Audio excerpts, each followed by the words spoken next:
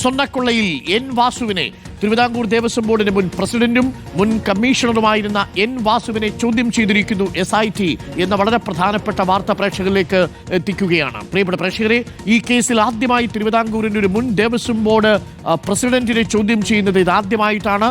ഇപ്പോൾ എൻ വാസുവിനെയാണ് ചോദ്യം ചെയ്തിരിക്കുന്നത്. പ്രേക്ഷകർക്ക് അറിയാവുന്ന പോലെ നിർണായകമായ വിവരം പുറത്തുവിട്ടത് റിപ്പോർട്ടറാണ്. ആദ്യം ഈ അന്വേഷണ സംഘം കണ്ടെത്തിയതിൽ ഈ എൻ വാസുവിന് ഉണ്ണികൃഷ്ണൻ പോറ്റി കൊടുത്തൊരു ഇമെയിലുണ്ട്. ആ ഇമെയിലിൽ ബാക്കിയുള്ള സ്വർണം എന്തു ചെയ്യണം, അത് വിവാഹാവശ്യത്തിന് ഉപയോഗിച്ചുകൊള്ളട്ടെ എന്ന് ആവശ്യപ്പെട്ടുകൊണ്ട് ഉണ്ണികൃഷ്ണൻ പോറ്റി എൻ വാസുവിന് ഒരു ഇമെയിൽ അയച്ചിരുന്നു. ആ ഇമെയിലിൽ കൃത്യമായ നടപടി എടുക്കാതെ പോയി എന്നുള്ളതാണ് എൻ വാസു ചെയ്ത പ്രധാനപ്പെട്ട കുറ്റമായി കണക്കാക്കുന്നത്. എൻ വാസു ഈ സ്വർണ്ണപ്പാളിയും കട്ടളപ്പാളിയും മോഷ്ടിക്കപ്പെട്ടതിനു ശേഷം പ്രസിഡന്റായ ആളാണ്. 2019 ഡിസംബറിലാണ് എൻ വാസു കമ്മീഷണർ ചുമതലയിൽ നിന്ന് പ്രസിഡന്റായിട്ട് എത്തുന്നത്. അന്നാണ് പത്മകുമാർ സ്ഥാനമൊഴിയുന്നത്. ഇപ്പോൾ ഹരിമോഹനുണ്ട്. ഹരിമോഹൻ, വളരെ പ്രധാനപ്പെട്ട വിവരം, ഉദ്യോഗസ്ഥരിൽ നിന്ന് എൻ വാസുവിലേക്ക് തിരുവിതാംകൂർ ദേവസ്വം ബോർഡിലേക്ക് SIT എത്തിയിരിക്കുകയാണ്. നിർണായകമായ വിവരമാണ് ഈ വരുന്നത്. എൻ വാസുവിനെ ചോദ്യം ചെയ്തിരിക്കുന്നു. പക്ഷേ ചോദ്യം ചെയ്ത് വിട്ടയക്കുകയാണ് ഉണ്ടായത്, അല്ലേ ഹരിമോഹൻ? തീർച്ചയായിട്ടും വരുൺ, ചോദ്യം ചെയ്ത് വിട്ടയക്കുകയാണ് ചെയ്തതെന്നുള്ളതാണ് ഏറ്റവും പ്രധാനപ്പെട്ട കാര്യം. മറ്റു നടപടികളിലേക്ക് നിലവിൽ അന്വേഷണ സംഘം കടന്നിട്ടില്ല. പക്ഷേ ഇത് എപ്പോഴാണ് ഈ ചോദ്യം ചെയ്യൽ എന്നുള്ളത് ശ്രദ്ധേയമാണ്. അതായത് മുൻ എക്സിക്യൂട്ടീവ് ഓഫീസറായിട്ടുള്ള D സുധീഷ് കുമാറിനെ അറസ്റ്റ് ചെയ്ത് തൊട്ടു പിന്നാലെയാണ് വാസുവിനെ ചോദ്യം ചെയ്തത് എന്നുള്ള വിവരമാണ് പുറത്തു വരുന്നത്.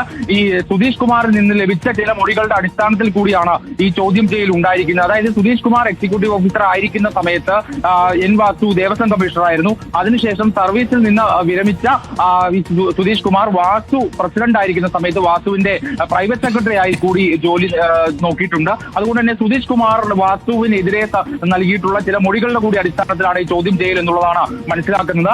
അന്ന് ചില നിർദ്ദേശങ്ങൾ മറ്റുദ്യോഗസ്ഥർ, ദേവസ്വം കമ്മീഷണറും തിരുവാഭരണം കമ്മീഷണറുമായിട്ടുള്ള ചില ആളുകൾ നൽകിയിട്ടുള്ള നിർദ്ദേശത്തിന്റെ അടിസ്ഥാനത്തിലാണ് ഈ സ്വർണം ചെമ്പാക്കി താൻ എഴുതിയത് എന്നുള്ളതായിരുന്നു സുധീഷ് കുമാറിന്റെ മൊഴി. അതായത് KS ബൈജുവും എൻ വാസുവും അടങ്ങുന്ന മറ്റു മേലുദ്യോഗസ്ഥർ ആണ് തനിക്ക് ഇത്തരത്തിലുള്ള നിർദ്ദേശം നൽകിയെന്നടക്കമുള്ള മൊഴിയാണ് സുധീഷ് കുമാർ നൽകിയത്. അതിന്റെ അടിസ്ഥാനത്തിൽ കൂടിയാണ് ഈ ചോദ്യം ചെയ്യൽ നടത്തിയിരിക്കുന്നത് എന്നുള്ളത് കൂടി ശ്രദ്ധേയമാണ്. മാത്രമല്ല, മുൻപ് നമ്മൾ പുറത്തുവിട്ടിരുന്നു ഈ വാസു അയച്ച ഒരു മെയിലുമായി ബന്ധപ്പെട്ടുകൊണ്ട്, അതായത് ഈ സ്വർണത്തിന്റെ ബാക്കി ഒരു പെൺകുട്ടിയുടെ വിവാഹത്തിന് ഉപയോഗിച്ചുകൂടെ എന്നുള്ള രീതിയിൽ ഒരു ചോദ്യം, അല്ലെങ്കിൽ അത്തരത്തിലൊരു അഭ്യർത്ഥന, അപേക്ഷയൊക്കെ തന്നെ ദേവസ്വം ബോർഡിനോട് വാസു നടത്തിയിരുന്നു. ഇതൊക്കെ സംബന്ധിച്ച് വാസുവിൽ നിന്ന് നിരവധി കാര്യങ്ങൾ ചോദിച്ചറിയേണ്ടതുണ്ടായിരുന്നു. അതുകൊണ്ടാണ് വാസുവിനെ ആദ്യഘട്ട ചോദ്യം ചെയ്യൽ എന്നുള്ള നിലയ്ക്ക് വിളിച്ചു വരുത്തി ചോദ്യം ചെയ്തത്. പക്ഷേ ആ ചോദ്യം ചെയ്യൽ ഒതുങ്ങില്ല എന്ന് കൂടിയാണ് SIT പറയുന്നത്. വീണ്ടും വിളിച്ചു വരുത്തും, വീണ്ടും വരാം, എപ്പോൾ വേണമെങ്കിലും വിളിച്ചാൽ ഹാജരാകാം എന്നുള്ള ഉറപ്പിന്മേലാണ് വാസുവിനെ വിട്ടയച്ചത് എന്ന് കൂടിയാണ് SIT പറയുന്നത്. അതായത് അന്വേഷണം ഏറ്റവും പ്രധാനപ്പെട്ട ആളുകളിലേക്ക് കൂടി എത്തുന്നു എന്നുള്ളത് കൂടിയാണ് ഏറ്റവും ശ്രദ്ധേയമായിട്ടുള്ള കാര്യം. അതായത് ദേവസ്വം കമ്മീഷണറും ഒപ്പം മുൻ ദേവസ്വം പ്രസിഡന്റ് കൂടിയായിരുന്ന വാസുവിലേക്ക് അന്വേഷണം പോകുന്നു. അതിനുശേഷം ഇനി ദേവസ്വം ബോർഡിന്റെ അന്നത്തെ ഭരണസമിതിയിലേക്ക് കൂടി അന്വേഷണം കടക്കുന്നു എന്നുള്ളതാണ് ഈ ഘട്ടത്തിൽ മനസ്സിലാക്കാൻ കഴിയുന്നത്. അതായത് മുൻ ദേവസ്വം ബോർഡ് പ്രസിഡന്റ് ആയിട്ടുള്ള A പത്മകുമാറിനെ അടക്കം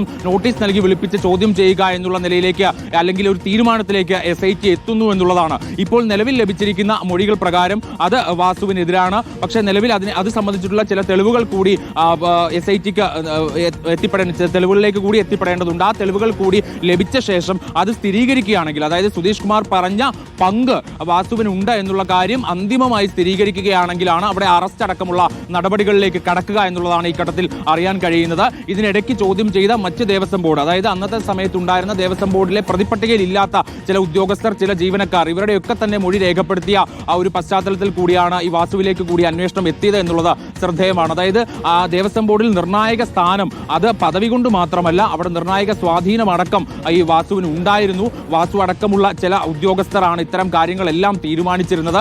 അവരുടെ നിർദ്ദേശപ്രകാരമായിരിക്കാം സുധീഷ് കുമാർ ഇത്തരത്തിൽ ചെയ്തത് എന്നുള്ളതടക്കമുള്ള ചില മൊഴികൾ കൂടി SITയുടെ പക്കൽ ലഭിച്ചിട്ടുണ്ട് എന്നുള്ളതാണ്.